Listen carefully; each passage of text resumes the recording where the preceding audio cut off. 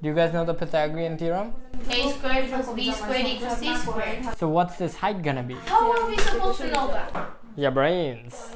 Folks, welcome to Vector Calculus. Alright folks, welcome back to the next lecture in Vector Calculus. Today we're dealing with the cross product, but before we delve into that, I want to introduce you to two additional students. You might not see them with your eyes, but believe me that they're alive. So please introduce yourself to the audience. My name is Ajal Tabari. And you? My name is Abraham Bali. Cool, okay. Now, I'm going to start with a very basic question, okay? Who here has a hand? Raise your hand if you have a hand. Okay, we have hands. Now, I want the audience to tell me what is the area of this rectangle. What's the area of this rectangle? And yes, that is a serious question. What is the area of this rectangle? I can see I've already lost my audience. Apparently they don't know how to find the area of a rectangle. Okay, let's say this rectangle has a side of 3 and a width of 2. How do I know its area?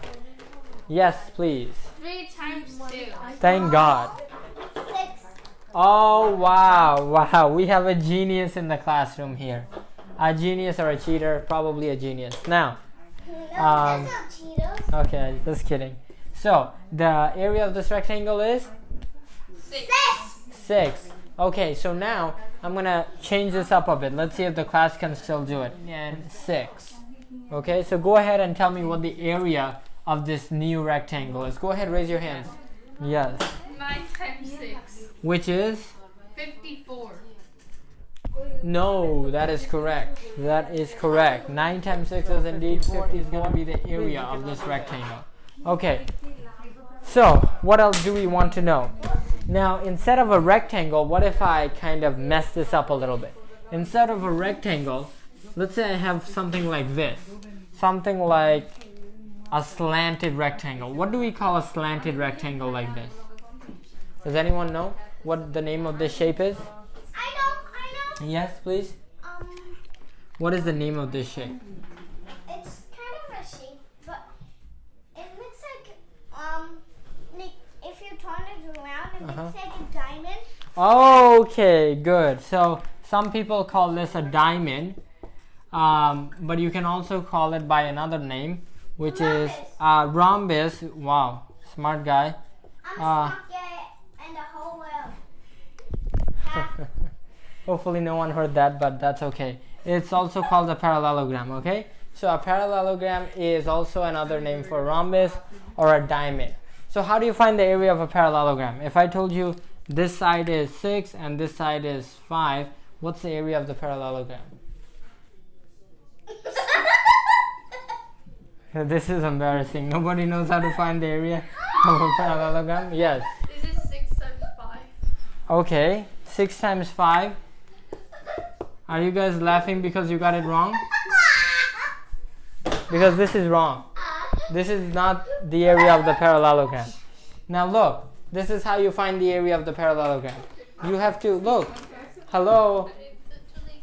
I obviously lost the attention of the classroom, but look. You have to drop a perpendicular line. Does that make sense? You're probably thinking, what the hell is he doing? Well, a perpendicular line. Look. I'm going to shade this in. Ready? I'm shading this in. What shape is this? Looks like a triangle. Good, it's a triangle. Now I'm going to take this triangle and shift it. Put it to the side. You see?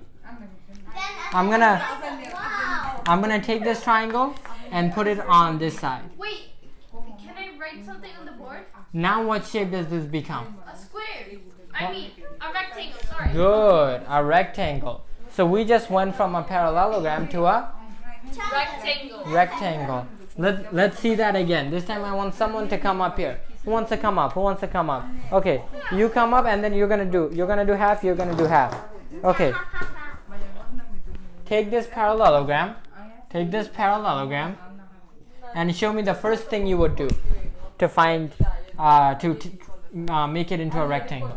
Go ahead, come up here and show me the first step you would do to make this a rectangle. I guess you can Oh, don't touch, don't touch. make Sit down, please.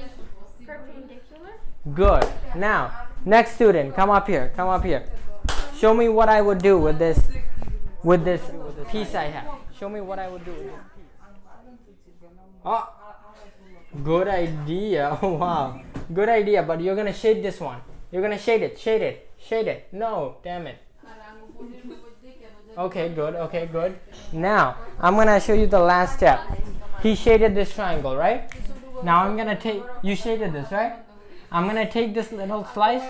You see this little triangle? Yes. I'm going to take it, put it over here. And now I'm going to erase it.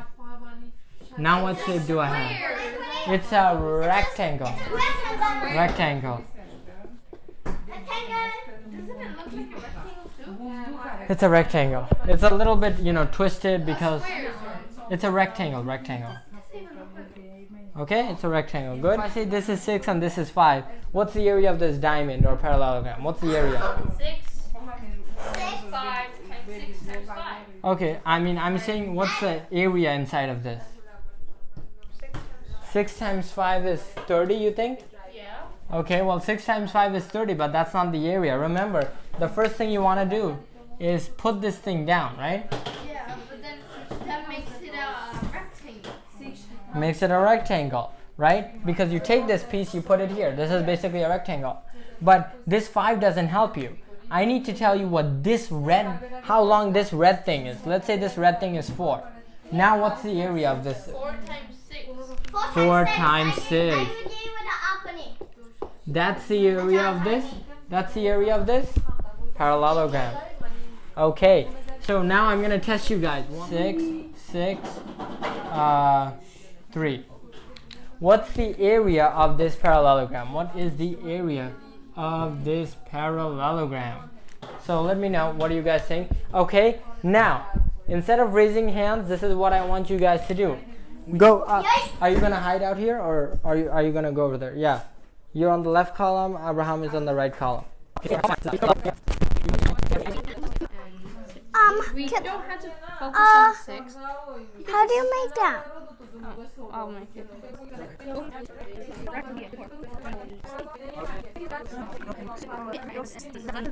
So 3 times 4. The answer is actually pretty easy. It's just the length of the base times the height. 4 times 3. So the answer is just 12. Oh my god, I added the other 4! Yes. No! Alright, good job, young man, good job. Hey! No! Okay. So, okay, now check it out. I'm gonna take this piece and bring it here. It's the same piece, right? Same piece, right? The rectangle. So this is 3. So what's the area of this rectangle? What's the area of this? 3 times 4 is 12. And so that's the area of the original parallelogram. Make sense? Okay. Good luck, guys. Good luck. And try your best. I like you, teacher. Thank you. 4 times 6. Can I write? Yeah, go ahead. Is 12 apparently. Okay. They're both wrong. Let me tell you what. First of all, you guys gotta know the height. What's the height of this thing? What's the height? What's the height? Tell me. What's that? Exactly, you have to find it out. Oh, sorry. So you have to find the height, right? What's this height? Do you guys know the Pythagorean theorem? A squared plus b squared equals c squared. So what's this height gonna be? How are we supposed to know that? Your brains. That's why they have them. Now, what's this equal to? So that is 25 minus 16. Okay. 25 minus 16 is 9. Okay, good. 19. So square root of 9. So 3, good. So what's the height? The height is 3. Okay, and what's the base here? How long is it? 4 times 6. No, the base. How long is this thing? This part is 4 and this part is 6. How long is the whole thing? 10. Oh, So what is the area of the parallelogram? 30. Right, 30, because you just do base times height. Base times height. 10 times 3. Alright, ladies and gentlemen, now before we wrap up this lecture, I want to show the audience an interactive way of visualizing all of this, okay? Do you guys see this? Okay, so look, now we actually know how to find the area of one of these things. The area of one of these parallelograms, right? You can see the area changes as you change one of the vectors. And that's what the cross product is all about. It's about finding the area of a parallelogram given two vectors and finding the cross product of them. So who wants to come up to the board and explain this? Okay. So this is just a base with graphs in it. You have to attempt. So basically what we see here are basically just two vectors, and both of these two vectors make up a parallelogram. And that's it for this lecture on vector calculus, and we'll check you out next time.